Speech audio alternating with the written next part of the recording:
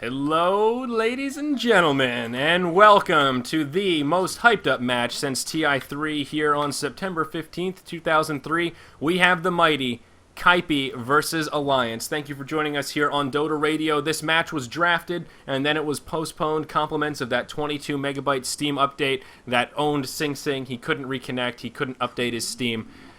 So here we are. It had been postponed for 4 days, 5 days, quite a while to give these teams plenty of time to deliberate about how they want to work out these rosters. And of course, it was pre-drafted, hence why we are in an all-pick game right now.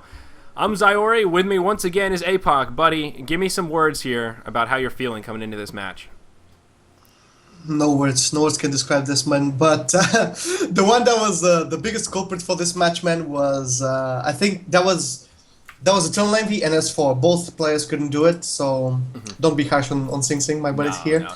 And we're gonna have an axe going here, so I'm really excited about this game. I have my rares on Kaipi. I really hope they win, but we've seen that they're the only teams that can make it happen. One of the few teams that can make it happen right here. And one of the other things about this this particular match for Starladder Season 7 is that both of these teams are completely undefeated right now. And I'm going to refresh just to double check and make sure the stats are up to date. Kaipi is currently 5-0 and Alliance is 4-0. At present, they are the only two teams yet to lose or yet to not lose a match. And even Navi, they are 2-1. Yeah. So this is a big deal, man. Somebody's gonna go. Someone's getting dethroned. Yeah, someone's gonna go home with a blemish on their record.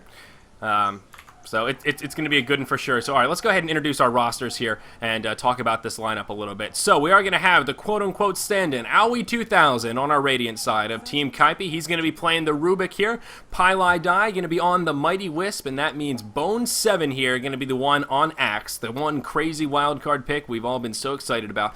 Eternal Envy going to be playing the Gyrocopter here. He's now headed down to that bottom lane as the lane shuffling is starting out here. And last but certainly not least, we're going to have Sing Sing playing on that Timbersaw. And it looks like he is gearing up for that mid lane. On the dire side of the map, of course, we do have Team Alliance, our TI3 champions, and we're going to have Admiral Bulldog playing the Bounty Hunter. It looks like he's going to be in the bottom lane doing some long lane Bounty Hunter action.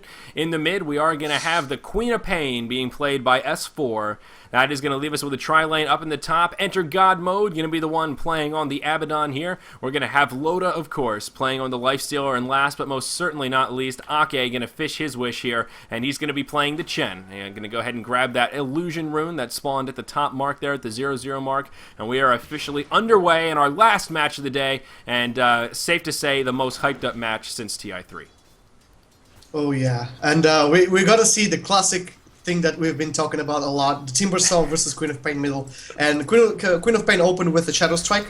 S4 is going to open with a Shadow Strike on Timbersaw, and the moment that both players hit level 2, we're going to see that Sing Sing is going to be pretty okay with taking Shadow Strikes there, because he's going to have his reactive armor, he's going to regen more than what he's taking, probably. And he just did that, and he's regening for 8 points a second with a tango on him, and that's pretty good for him. Absolutely right. So yeah, Timbersaw should have just a fine time against Queen of Pain, though already S4 is 6-0 in last hits, and Timbersaw is 4-0 as he gets shoved into the tower, so Queen of Pain is doing just fine, holding her own at the moment, but I suspect Sing Sing will start to pull ahead and in due time in this match. Now, right now, there is no offlaner for Team Kaipi. They do have Axe in the jungle at the moment, and then this kind of pseudo tri-lane down bottom. They've got the Rubik and Wisp trying to support the Gyrocopter down there, but they don't really need it, because for all intensive purposes, Alliance has also sacked their offlane. Right now, Admiral Bulldog is just cruising around the Radiant jungle, invisible, and just looking for an opportunity to jack some creeps, just get some intel and see what's going on. And we'll see Bone 7. He's going to stack and pull. He's going to go 1 point into the counter helix, 1 point into Battle Hunger to start things off. And going to need to be a little careful here. Bone 7 going to get killed by neutrals, and I'm going to hope that that was intentional. Yeah, it is. He did buy some items. He didn't lose any gold at all. Yeah, so it's a one-way ticket back to the well. Exactly right. So he is going to be able to pick up tangos and 2 healing salves now to go with that Ring of Protection as well as the Stout Shield, as he's going to head back to the jungle and no doubt continue to farm. So interesting to start things off, but you're right, definitely intentional there. Yeah, and that was exactly what I thought that was going to happen. Admiral Bulldog is going to take a lot of pressure here from from the gyrocopter and the wisp combo, but they're not going to follow up, so he's going to be safe into next to his tier 2 tower. He's probably going to base, he's so close. No, he's not. He's going back to the tier 1 and trying to farm any farm. But you can see that they did exactly what I thought that they would do. They would sacrifice their long lane and just jungle the axe. And just let Loda free farm. A lot of teams have made that mistake, but in this case, I'm not sure if Kaipi are making actually a mistake, because Eternal Envy is really one of the best farmers in the game, just like Loda. So they have a lot of confidence here.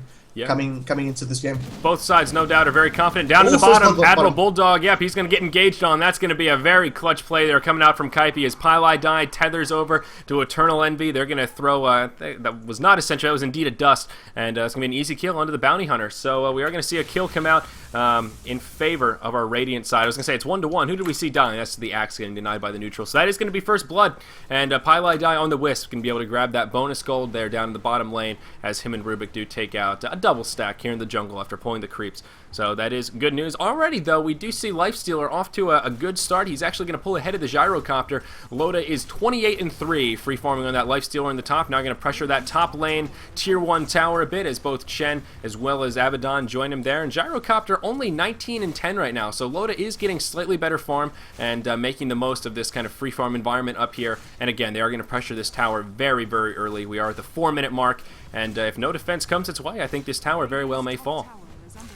Yeah, that's exactly what they need to do at this point. They really need to abuse the free experience and free gold that Kaipi are giving out their way, and that tower is halfway there. Yep. So that tower going to fall, and down in the bottom lane here, Gyrocopter hasn't even touched that tower yet. He seems much more comfortable, just static farming, as you can note by the denies here. He's 23-14 versus the 35-3 Lifestealer, so being much more cautious about keeping lane control and staying safe and sound rather than pressuring that tower early on. Part of that as well compliments of the Chen. Having that pushing jungler does help that a little bit there in favor of Alliance compared to the Axe, who's still really struggling in the early game, as we would expect. Bone 7 going to have to walk back to the well now. Did burn all of that regen, but he is level 5.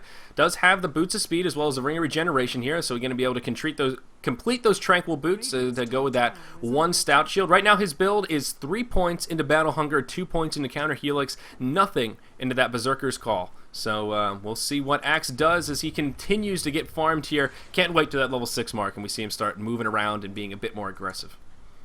Yeah, I'm really excited about this Axe pick, man.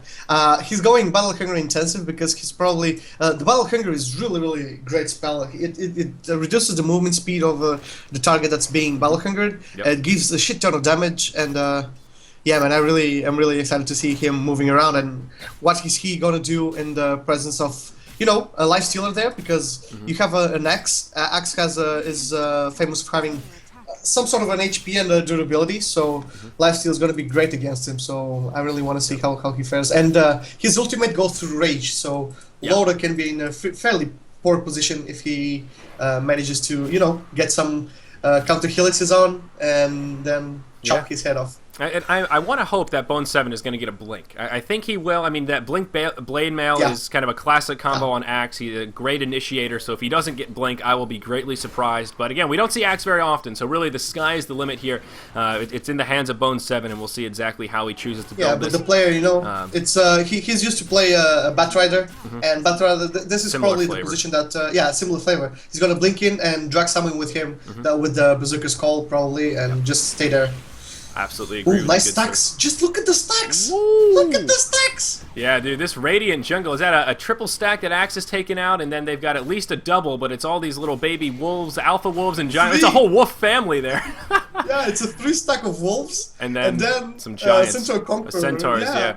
So, alright, the junglers really helping out here, and I say junglers loosely because it is actually the Wisp as well as the Rubik, but they've just been stacking, and that's really going to help Bone 7 here. Now, he's going to hit level 6, he's actually going to almost pull ahead in last hits here as he does clean up the jungle. He's going to have 50 creep kills, and again, being level 6 now, going to be able to grab a Soul Ring, and maybe this is the time when he starts being a bit more mobile. That Culling Blade, man, it does a lot of damage early on. The kill threshold is 300, so you don't really have to be that low for Axe to be able to finish you off. For a lot of these heroes, Bounty Hunter only with 500 hit hit points. If he's below half health, that's a free kill for Axe. So it looks like, ooh, they want to use it already. 4 members of Kaipi now grouped up about the bottom lane, and the tether going to be used onto the Rubik here. They're going to jump in onto the Admiral Bulldog. They're going to use a dust. There's the telekinesis. They're going to go straight in. Don't even need, I don't think Axe did anything. He threw a Battle Hunger, didn't even need the Culling Blade. That was just a free kill right there for Kaipi. That's going to make it 2-1 here at the 7.5 minute mark, and Kaipi will group up to pressure this tier 1 tower in the bottom.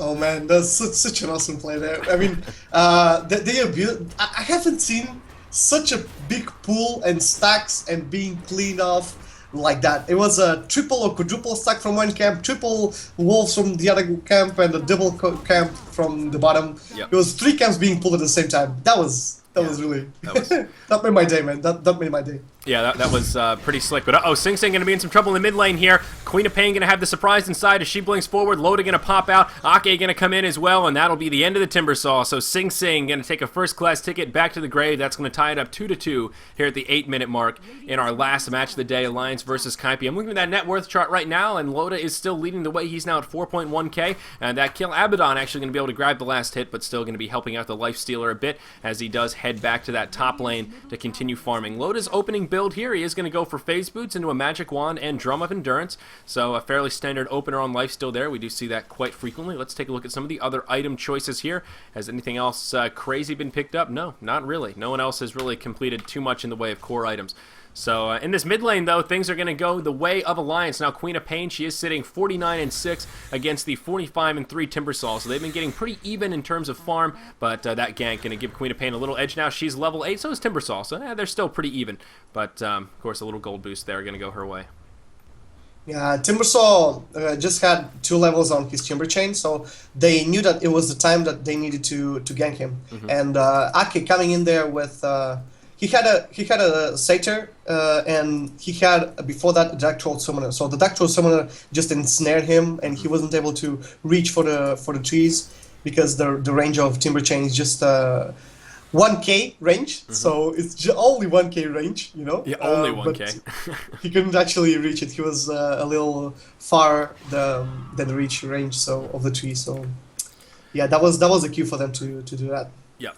So the last hit disparity here really growing between the Gyrocopter as well as the Lifestealer. Now that Kaipi has grouped up to push that tier 1 in the bottom, they have lost a little bit of lane control, and Gyrocopter doesn't have that same amount of farming room. So Eternal Envy right now sitting 55-27 versus the 75-11 Lifestealer. Now I'm also kind of curious to see if Loda is going to go for a Hand of Midas, and while we're going to hold that thought here, it's in the jungle here. Bone 7 going to get caught by both Chen and Queen of Pain. Queen of Pain going to have a double damage rune on, so that's actually going to be a pretty easy kill there for Alliance as they do migrate into the jungle.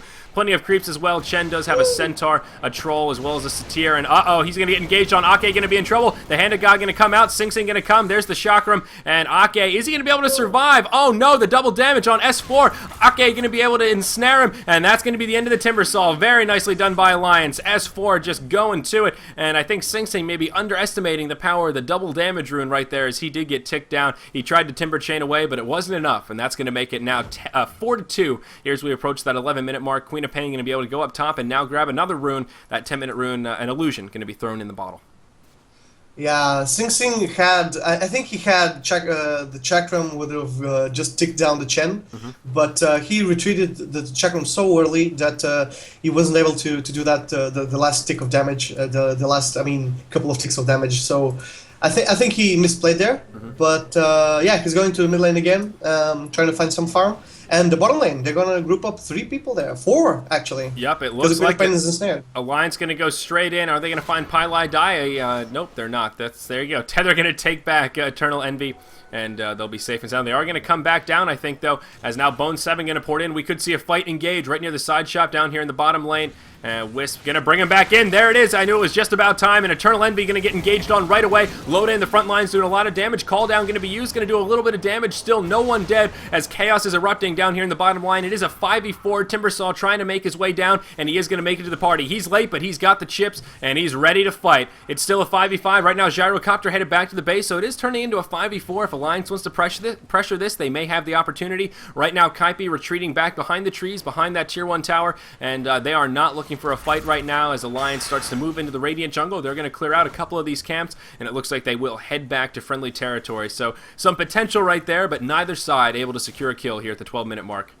Yeah, but they should have walked in right on top of Loader right now because they would have secured the kill Yep. while Team Alliance was retreating. They saw them that Team Alliance had 3 people retreating from their jungle through the river, so they could see them on those wards, and they didn't jump on the lifesteal. They should have just committed all there. But I don't know. They probably didn't see it on time. They were still confused what was happening. Yeah, and it's interesting you say that because they did have a little bit of vision. If we look at the Radiant side, they do have a ward on the high ground, entrance into their jungle, so they did see them starting to leave. And they also have a lane ward, so they would have saw if they all had backed up that way. So they should have had at least a little bit of intel that Loda was solo, but perhaps Kaipi just choosing not to roll the dice there just in case that there was someone hiding in the trees. In case it was a trap, it looks like they've been studying their Yu-Gi-Oh! And they know those trap cards. Look at that kid, man. Look at that Chen. He's just trying to be a nonsense there and coming from behind, trying to backstab something, and probably he was looking for the courier, but Team Kaipi, man, I mean, Sing Sing, he was ball crowing, but he was smart enough to move it to the side. He was predicting what was happening, and they're moving it. Oh, it's not going for the mid lane again. If it was going for the mid lane, they would be probably moving it again to the side, so no one can do his shenanigans. Zaki actually is managed to do that a lot with the Dark Tool Summoners and, you know, the other creeps that he has, and the last gets go pretty far. Yeah, a pretty long way towards killing that courier. Now, one thing that's important to note in the mid lane, S4 is now level 11. The first person to achieve the level 2 ulti and is now 2 levels ahead of Sing Sing on that Timbersaw. So this mid lane has really gone in favor of Alliance. S4 has been able to pick up a couple of kills. He is 2-0-1 right now against the 0-2-0 Sing Sing. So that's where that experience difference is coming from. And it looks like Queen of Pain is going to be going for an early Orchid. Does have the Oblivion Staff all ready to go with the Power Treads as well as the bottle and the Magic Wand. And of course, the dogs are going crazy during our biggest match of the day. It'll be forever archived on YouTube. Oh, God. It's so embarrassing. I'm going to be known as the dog guy forever. But, uh-oh. Down in the bottom lane. Admiral Bulldog going to be in trouble. He's going to get dusted. And, nope, he's going to be just fine. The Aphotic Shield going to come in. And does Aphotic Shield cleanse dust? Or did it just expire right around the time he got the Aphotic Shield? Because it looked like it actually cleansed it right there. It cleanses, I think. It does. It cleanses the dust. Awesome. That's one important thing to note. If you have an invisible hero, Abaddon adds a little bit of extra synergy right there. Yeah, just like BKB and Purge. What is it? The one from Morning Night. Oh, the Guardian Angel. No. Oh, the Repel.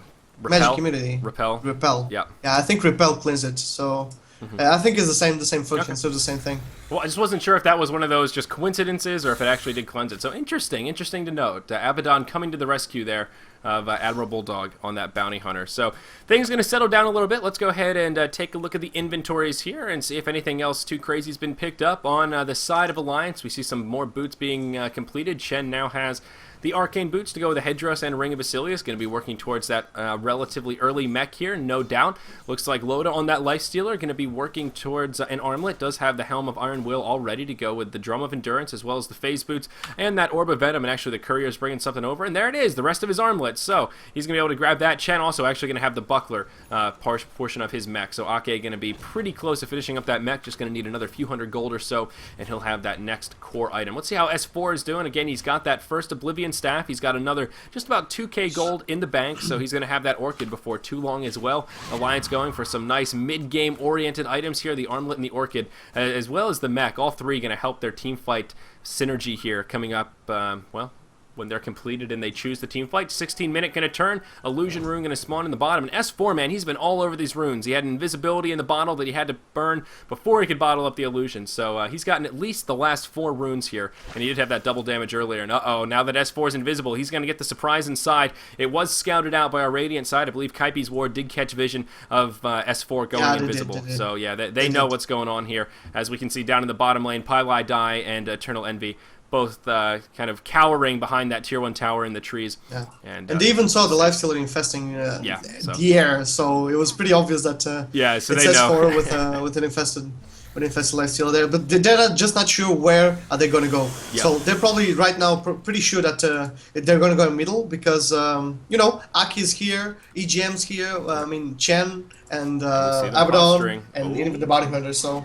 Yep. And they are going to throw down a sentry. Well, one thing that Invisibility Rune did, it did force Kaipi to burn a sentry there. They did throw one down between the Tier 1 and the Tier 2. I guess with Bounty Hunter, it's still not really wasted. But here we go. That Tier 1 in the mid lane taking a lot of damage. Axe now has a blink. He's going to connect with Queen of Pain and Lifestealer, but he's going to get melted in a matter of seconds. Axe going to be the first to fall. Timbersaw going to go in. Chen going to be here as well. And Timbersaw is going to buy back, so that's going to make it a 1 for 2 as Chen did get picked off. This Tier 1 tower in the mid lane is going to fall. Queen of Pain going to be able to grab that last hit. And I think Alliance may back up here. They know Timbersaw bought back, and they do not want to overextend and push too hard. They're going to migrate to the bottom lane where Gyrocopter was trying to pressure that Tier 2 and not going to find that opportunity to pick him off, but they are going to take this opportunity to move into the Roche Pit. And looking at that ward coverage, I don't know if Kaipi caught a glimpse of it. That ward on the high ground on their side of the river does leave an open spot on the ramp, and I think Alliance may have just managed to sneak by. Roche down to about half health. Of course, Chen does help quite a bit with those extra creeps, and I think they're going to be able to do it. Alliance with a great call here to get a nice sneaky Roche kill right around that 18-minute mark.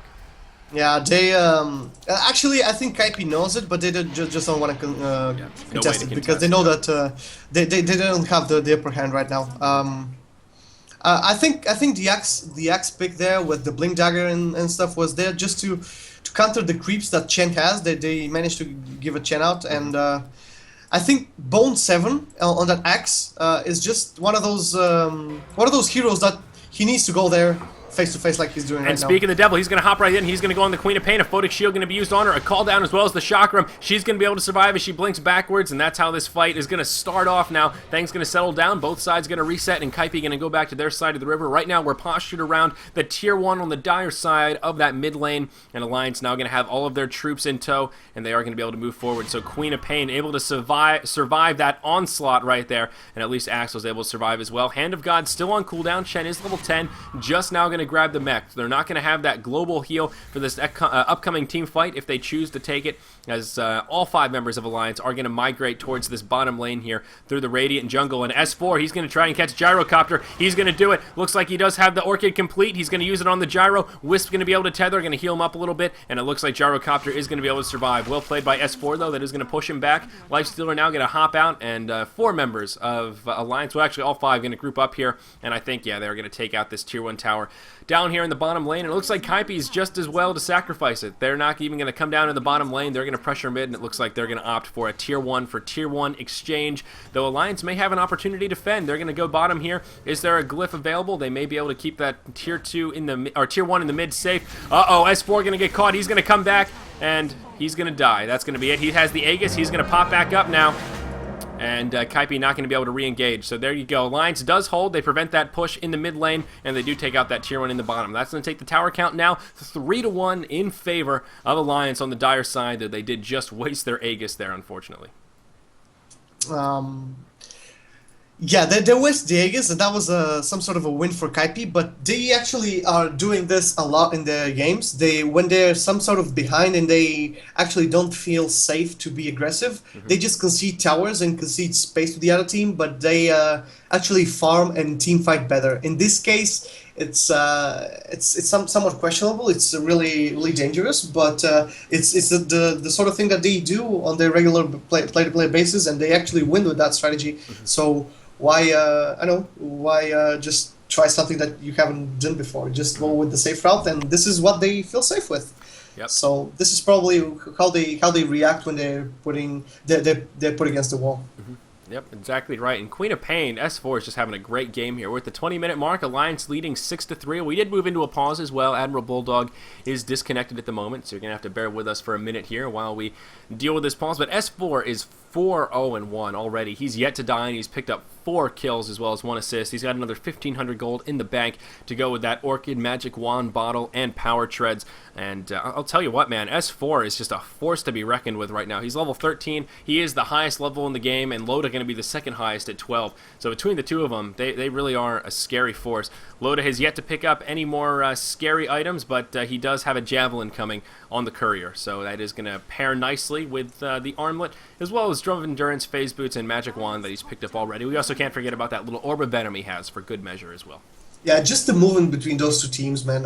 Just look at the map. I think they're covering everything around the map, and there's always movement. There's always ganks. There's always something happening around the map anywhere. Even though there are only 9 kills on the board for this game. Yeah, and Alliance, of course, they have the Bounty Hunter, so that does skew things in their favor. But where we're going to hold that thought is up in the top lane. Loda going to get caught. Bone 7 going to hop in. The rest of the team going to follow up, and that's going to be a 4v1 gank onto Loda as they do head for the hills. That was everyone except Eternal Envy.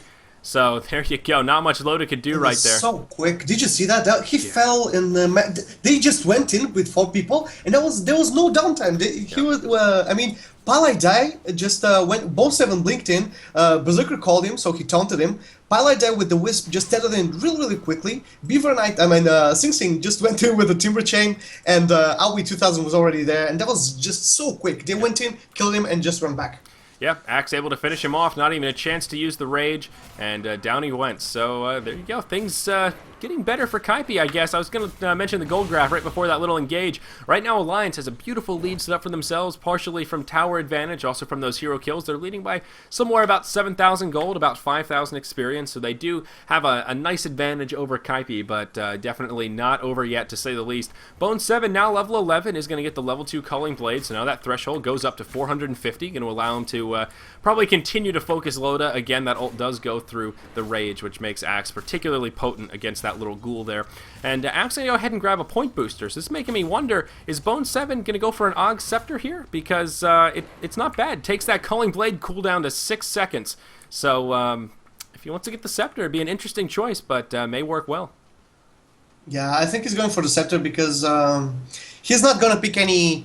I don't think that he's gonna pick any, Bloodstones or... Well, I thought Blade Mail was the obvious choice on Axe. But no, with that point booster, he's not gonna pick a Bloodstone or an Ios Caddy. So yeah. Oh yeah, that's exactly right. Yeah, I see what you're saying. Oh. So we're gonna see almost some initiation up there in the top lane. Not gonna find it though. Such a good try. Yeah. That was a really good try. Bone 7 just blinked in and Berserker called, but S4 just predicted that and he blinked away. He knew that was coming. If he had been caught there, he was screwed. Exactly right. So Sing Sing also going to be able to grab his Blade Mail now on the Timbersaw, a build that we've seen, but not one we see too often. Sing Sing recognizing he's the tanky force that needs to be in the front lines there. He is going to go for that tanky item. More rune control going in favor of Alliance as they do group up in the top lane here. They're going to pressure this tier 2 tower. A double damage rune is on that Queen of Pain, so S4 has just been all over those runes, constantly filling up that bottle, and Queen of Pain going to continue to be farmed. Now going to have a BKB to go with that Orchid. Does have the Ogre Club and the other 2 pieces, the Mithril Hammer and the recipe, in the bank, so not going to have it for this fight right here, but has already made the executive decision to go ahead and purchase it there. Let's take a look at some other items. Were there others completed while we were talking? Bounty Hunter now going to be able to grab that Vladimir's offering, and some of those track kills have been going the way of Alliance. Well, at least 2 or 3 of those kills they have of the 6 were track kills, so of course that is going to help buff up the gold a little bit. Chen has now completed the mech as well, always good to note. And on the Radiant side, they still do not have a mech of their own. Looks like Wisp is working on it. He does have that buckler and a little bit of gold in the bank. Not much, but just about 100 or so. And does have a couple of pieces on the Courier. And whoa, down in the bottom lane, Gyrocopter going to get dropped as I'm looking at the Courier. And Pylai Dai going to fall as well. S4 going to blink down. He had the surprise inside. And that'll be enough to finish off the Gyrocopter and Wisp combo. That's what happens when you have an Orchid. Not much Gyrocopter can do there when he's muted as well as completely silenced. Yeah, he doesn't have a BKB yet. He's falling kind of behind on the farm, and Loda has managed to pick up a Basher on top of his Amulet of Mordigin, so that's going to be really scary for Team Kaipi, man. Yep, and it's coming on the Courier as we speak, so it will be here momentarily, as will the Queen of Pain. And look at the route the Courier is taking here. They're being so cautious to take it around the trees, make sure it's not scouted out. They don't want to give Kaipi any opportunity to try and pick off this Courier, and they're going to take it all the way to the side shop. And I thought they were going to buy an item, but no, not going to buy one. So I was going to say, oh no, there's all that theory crafting going out the window, and just being cautious with the Courier. So that's going to be the BKB on the Queen of Pain, as well as the Basher now in the inventory of the Lifestealers. You're exactly right. Kaipi going to be struggling in this upcoming team fight as Alliance just continuing to posture around the map. One thing Alliance does so well is control the map, with S4 especially being so mobile, picking up those stray kills wherever possible, continuing to control the runes here. He's going to grab yet another double damage, which did spawn at the 24-minute mark here, at the 25-minute mark. and just continue to look for opportunities to defend and take good fights. Alliance leading 8-4 right now, and now, wow, that gold advantage just skyrocketing, now by about 12,000 gold, 7,500 experience. Again, Alliance just getting the better of the farm about the map. Yeah, and they're smoking in. They know that they need to pick someone there, and that ward coverage is really good for them. Yep, Kaipi going to smoke up. They're going to go in. They're going to initiate onto Loda. It's going to be Bone 7 to start it off again. Loda going to get dropped in a matter of seconds. Just look how fast he fell. It's as if that life stealer was made of wet tissue paper. He just got ripped to shreds in like less than 2 seconds. Axe again going to be able, not even going to need the culling blade that time. Whew, poor Loda. And they didn't waste this time. This time they didn't waste the Chen kind of god. If he would yes to the Chen's kind of god, that would be really, really good for Kaipi, because they would have gotten the kill for sure. But Alliance going to be here. Position. They're going to go back in. S4 going to blink in. He's going to try to initiate on Aoi 2000. S4 going to be in trouble. Axe going to be able to finish him off. He got dropped like he was hot. He's going to buy back. His mega kill is going to be done. He's already back in the action. He's going to blink forward. Pylai die in big trouble. Down he goes. Bounty Hunter going to be able to grab that last hit. Now Sing Sing may be in a little bit of trouble. Going to be able to throw the chakram. He does. Timber chain backwards. Queen of Pain going to use the ulti. BKB on, trying to finish him off. Down he goes. That's going to make it a 1-for-2-ish here. Aoi 2000 going to fall. It's a 3-for-2. Pardon me, as Queen of Pain did buy back. Lifestealer's back up, but what a cleanup. That buyback worth it so much right there. Of course, Alliance did have that tier 1 tower remaining in the top lane, so Queen of Pain was able to buy back and be back in the action in a matter of seconds. Very nicely done by S4 for the cleanup right there. Yeah, and Axe actually going for a casual point booster and going for transitioning into the Blade Mail also. So Sing Sing is going to pick the Blade Mail, and the Axe is going to have his Blade Mail pretty soon. So that's going to be pretty good for them. Yep. I'm not sure, man. Loda, man, they ganked him twice. He's 1, 2, and 4, but he's farming pretty well, and he has his core items right now. He has a Basher, he has Armor of Meridian, and even if Axe taunts him, and he can get him first hit bashed, so that's pretty poor for Bone 7 if you're Bone 7.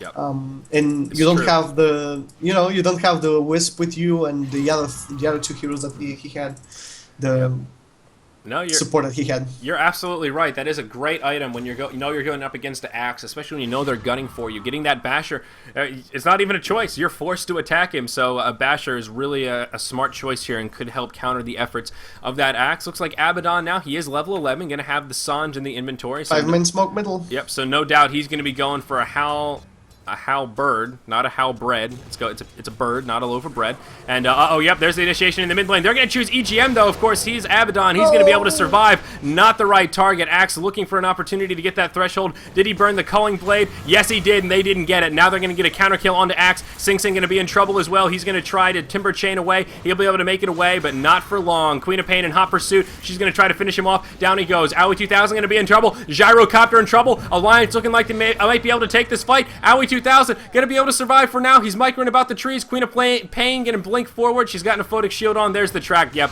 that's going to be the end of Rubik. So right now, just the Wisp as well as the Sing Sing there on the Timbersaw, the only two left alive, and Sing Sing did buy back. So was that a 4-for-0? Were there no buybacks used by our Dire side? No, there weren't. So wow, a 4-for-0 exchange in favor of Alliance. They're now going to be able to take out the last remaining Tier 2 tower for Kaipi. 15-6 at the 29-minute mark. Things are officially getting rough for Kaipi.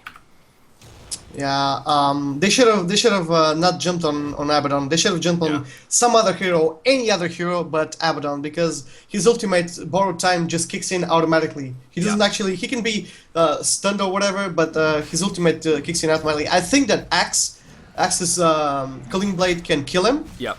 But it's even if borrowed time, even if the borrowed time isn't activated, I think you can kill him. But, so here it is. Exactly right. The borrowed time activates at 400 hit points. Right now, Axe has the level 2 ulti. The threshold is 450, so he's got a 50 hit point window to land that Culling Blade to finish off the Abaddon. Virtually impossible. Yeah, virtually impossible right there. So you're exactly right. Abaddon is just the worst target you could possibly choose in that situation, and just the driving factor right there that allowed Alliance to take that fight. If they had finished off Abaddon, things may have gone differently, but wasting all those cooldowns on a hero that just tanked all of it and was back up to full health when it was all said and done, it doesn't get much worse than that. It really doesn't. But look at that KDA chart right now. Queen of Pain just demolishing. S4 is 9-1-2. He's got 9 of the 15 kills on his team.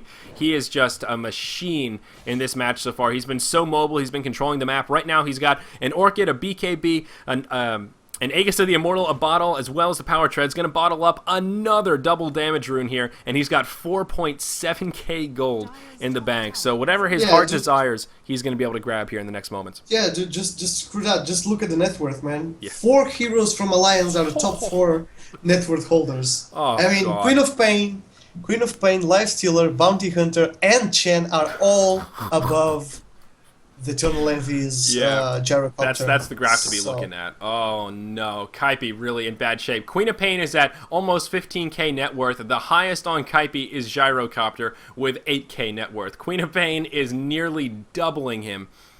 Oh god, that is just a... Even Chen has more than Gyrocopter. Yeah, Chen is... Yeah, Chen's the only one struggling is the Abaddon, the position 5 for Alliance, the only one who is not in the top 5 there for the net worth chart. So and he almost has his halberd, so... Yep. You said halberd. It's a halberd, man. It's a bird, not a loaf of bread. I said halberd, man. So, yeah, even more core items coming out. Chen going to be able to grab his pipe, so that's going to be even better for these team fights to go with that mech. Loda, he has to be close to grabbing another item. Here he's got 2,500 gold in the bank to go with that Basher. I imagine he's just going to be pooling for that relic to be able to pick up the Abyssal Blade. Kaipi going to be able to get a little recovery kill. They're going to head to the top lane. They're going to be able to clear that tier 1 tower. That's going to take the tower count now 6-2. So that's good news. It's definitely not too bad. They're still trailing by 20,000 gold, something like 20,000 experience, but still going to be able to grab that tower kill. We'll give him a little pick-me-up here and hopefully allow him to get the next round of core items. Still no mech on our Radiant side. Wisp is getting close, but still a couple hundred gold off. He does have those 2 core pieces, and we do see 2 Blade Mails as well. Axe went Blink, Blade Mail, and of course that casual point booster as you mentioned, and Blade Mail still on the Timbersaw, yet to make another big item pickup. Gyrocopter does have a BKB though, so that will be his saving grace in this team fight. Right now, Wisp and Gyrocopter are in the Radiant jungle while Alliance is all 5 grouped up about this bottom lane. S4 just going to go straight in. He's got the surprise inside. They're going to take out Rubik before the fight even really starts. Bone 7 going to get initiated on. Pardon me, not going to be able to blink. He's going to get dropped. Queen of Pain going to throw the ulti. That's going to be a 2-for-0 before the fight even starts. Right now, Gyrocopter and Wisp still not in the fight. They're still in the top lane. Looks like they want to pressure this top tier 2 tower before coming back. Glyph going to be used as Alliance starting to pressure that tier 3 tower. The Chakram going to help to try and clear out the creeps, but S4, he's got a double damage root on. He's hitting like a madman. 7,000 gold in the bank for that Queen of Pain right now. They take out that tier 3 tower, going to drop the bottom lane of melee racks, going to be able to take the range racks out as well, and Alliance going to retreat back over to the mid lane. The top tier 2 tower did fall, so Gyrocopter and the Wisp able to do something at least, but they are losing their base. They need to get back and they need to defend. This is the one last moment for Kaipi here. That tier 3 tower in the mid lane going to fall. The mid lane of Rax exposed. No glyph available. They burned it during the bottom lane. Double damage still on S4. There we go. It's finally going to wear off. They need to hold right here, and it looks like they will be able to. Alliance actually going to back off. They see that the Wisp and the Gyrocopter have made it back to the base. They see Bone 7 going to be respawning in a couple seconds, and they do back off and leave that mid lane of Rax double intact. back. Oh, double back with smoke. Ooh, they're going to smoke. It's going to be a trap card. They're going to go in. They took the tower, and looks like they may rotate through down in the bottom. S4 going to go in, going to initiate onto Sing Sing. The Orchid going to be used on the Timbersaw. In comes the Wisp, going to try and make something happen here. Sing Sing almost going down, going to be able to Timber Chain backwards. He's still getting relatively low. Wisp actually going to be the first to fall here. Now Bone 7 going to get engaged on. Axe trying to make it back to the well. Loda going to dive it. He's got a photic shield on. He's going to be able to finish off Axe and make it back without any trouble. Timbersaw does survive, but it doesn't matter. Kaipi going to tap out after only 33 minutes, 19-6. Alliance going to be the ones to put the blemish on Kaipi's record here in Season 7 of Starladder, Day 16. The match of the Titans. Alliance able to take it after only 33 minutes of gameplay. Alliance, such a strong team, man. Just ridiculously strong. Every single lane was won. Even the jungle from Chen was won. Everyone is farming like crazy, like madman. And Abaddon hasn't managed to die once in this whole game. And wow. Yeah. So, and it doesn't matter what you say about Queen of Pain statistics in TI3. S4 showing us what Queen of Pain is all about. Ending that match 12-1-4. 12 of the 20 kills for Team Alliance there. Ending the match with 9,000 gold in the bank. An incredible Queen of Pain showing, man. Just a very impressive game. I think it lived up to the hype. Unfortunately, though, Axe just didn't have that driving force. Bone 7 ending 2-6-2. would have liked to see that axe be a little more effective. Yeah, he was pretty effective, but the thing is that you saw that how they were maneuvering. There were 4 people just ganking one really fast, but their team fight presence was not there. I mean, if Sing Sing lost middle, that's pretty shitty for them. Yep. Sing Sing did lose middle, and that was pretty shitty for them. Absolutely.